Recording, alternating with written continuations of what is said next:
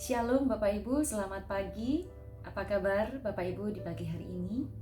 Baiklah, sebelum kita beraktivitas dan melakukan kegiatan, mari terlebih dahulu kita mendengarkan firman Tuhan dan merenungkannya agar dapat kita lakukan dalam kehidupan kita. Mari kita berdoa. Bapa kami yang di surga, kami bersyukur ya Tuhan atas segala kebaikan-Mu. Hingga di pagi hari ini, Engkau juga masih berkenan memberi kesempatan bagi kami untuk membuka mata kami dari tidur kami dan merasakan kasih Tuhan yang sungguh luar biasa. Kasih Tuhan yang selalu baru setiap pagi. Dan kami akan mengawali hari ini dengan terlebih dahulu mendengarkan firman Tuhan dan menjadikannya pelita bagi jalan kami. Berfirmanlah ya Tuhan, kami siap mendengarkannya. Di dalam nama Tuhan Yesus kami berdoa. Amin. Baik Bapak Ibu, firman Tuhan pagi hari ini akan saya bacakan dari 1 Petrus 1 ayat yang ketiga sampai yang ketujuh.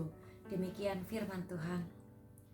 Terpujilah Allah dan Bapa Tuhan kita Yesus Kristus, yang karena rahmat-Nya yang besar telah melahirkan kita kembali oleh kebangkitan Yesus Kristus dari antara orang mati, kepada suatu hidup yang penuh pengharapan, untuk menerima suatu bagian yang tidak dapat binasa, yang tidak dapat cemar, dan yang tidak dapat layu, yang tersimpan di sorga bagi kamu, yaitu kamu yang dipelihara dalam kekuatan Allah karena imanmu, sementara kamu menantikan keselamatan yang telah tersedia untuk dinyatakan pada zaman akhir.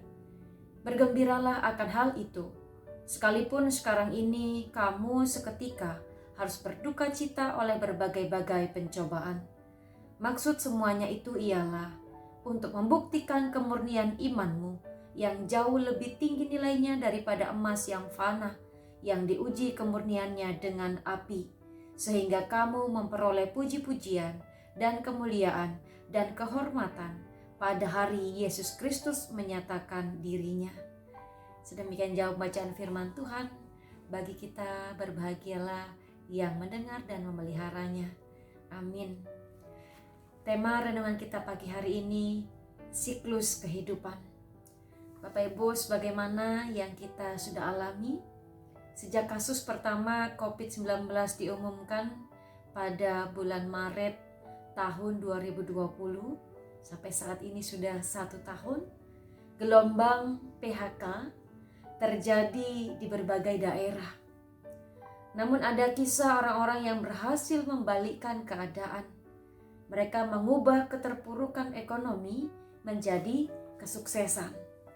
Salah satu warga yang berhasil bangkit dari tengah-tengah pandemi adalah Varian Arsyagam Isbandi berusia 27 tahun atau yang sering disebut namanya Rian.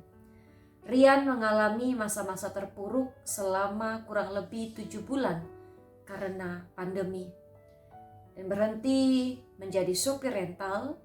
Rian tidak menyerah dalam kondisi sulit itu, dan ia pun beralih dan berhasil menjadi peternak cacing.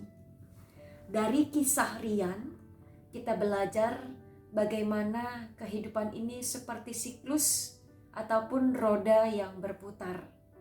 Ada kalanya kita di atas, dan tidak tertutup kemungkinan kita juga berada di bawah.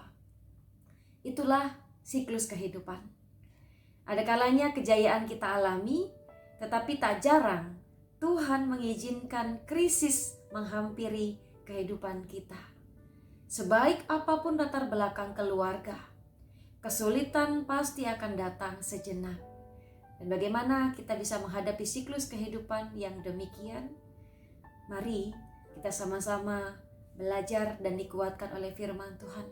Seperti yang tadi sudah dibacakan, 1 Petrus 1 ayat 3 sampai 7. Di sana kita bisa melihat kondisi dalam kesulitan tidak akan menyurutkan niat kita untuk dimurnikan.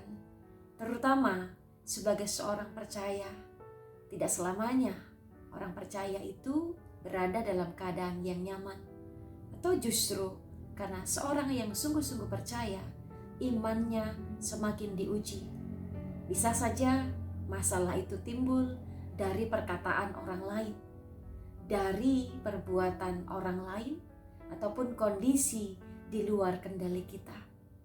Masalah yang timbul justru semakin besar kita rasakan ketika kita merasa dekat dengan Tuhan atau dengan tulus melayani Tuhan. Bapak Ibu jemaat kekasih Kristus, menghadapi siklus kehidupan yang dapat berubah sewaktu-waktu, hal yang kita perlu hanya satu, yaitu respon yang benar dari diri sendiri sebagai orang percaya.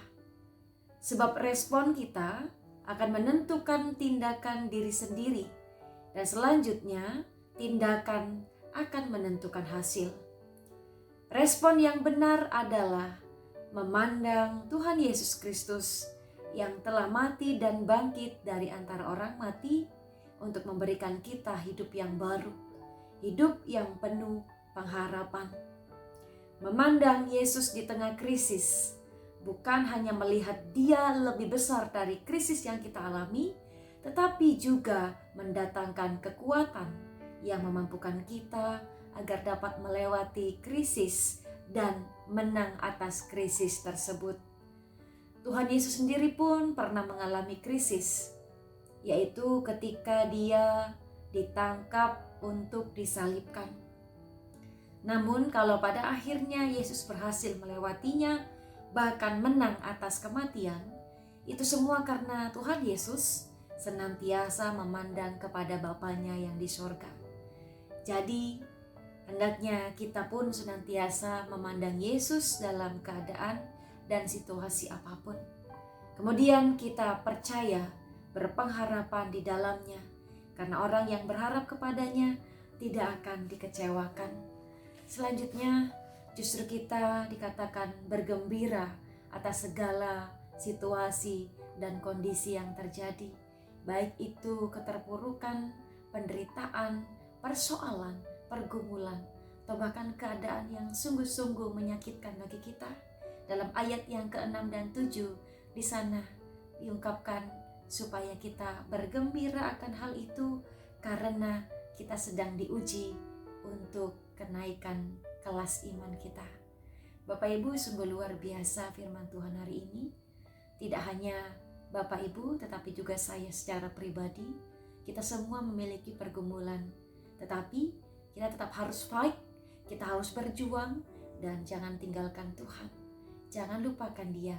Justru dalam kondisi yang seperti inilah kita terus memandang Kristus yang lebih besar daripada setiap pergumulan kita, yang lebih berkuasa daripada kuasa apapun. Dan mari kita berpengharapan karena di dalam Kristus pasti ada jalan keluar. Amin. Mari kita bersatu dalam doa. Bapa kami yang di surga, kami percaya di dalam Engkau, maka harapan kami tidak akan sia-sia. Segala bentuk pergumulan, penderitaan, persoalan, masalah hidup kami akan kami menangkan ketika kami percaya dan hanya berserah kepadamu ya Tuhan. Karena Engkau sendiri telah membuktikan Engkau dapat bangkit dari antara orang mati dan mengalahkan maut, sehingga Engkau bangkit, naik ke surga dan menyediakan tempat bagi kami orang-orang percaya. Kami juga berpengharapan ya Tuhan, biarlah ketika kami hanya beriman kepadamu dan berserah hanya kepadamu Tuhan, semua jalan keluar juga Tuhan akan berikan bagi kami yang terbaik. Kami percaya ya Tuhan, ketika kami sabar menanggungnya dan tetap setia untuk berada dalam jalan Tuhan, maka semuanya akan teratasi dan kami akan menghadapinya dengan sukacita. Terima kasih Tuhan, inilah doa dan permohonan yang kami sampaikan.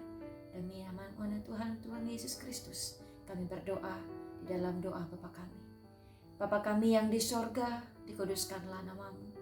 Datanglah kerajaan-Mu, jadilah kehendak-Mu di bumi seperti di sorga. Berikanlah pada kami hari ini makanan kami yang secukupnya, dan ampunilah kami akan kesalahan kami, seperti kami juga mengampuni orang yang bersalah kepada kami. Dan janganlah membawa kami ke dalam pencobaan, tapi lepaskanlah kami daripada yang jahat, karena Kau yang punya kerajaan dan kuasa dan kemuliaan sampai selama-lamanya. Amin. Mari kita terima berkat Tuhan. Tuhan memberkati engkau dan melindungi engkau.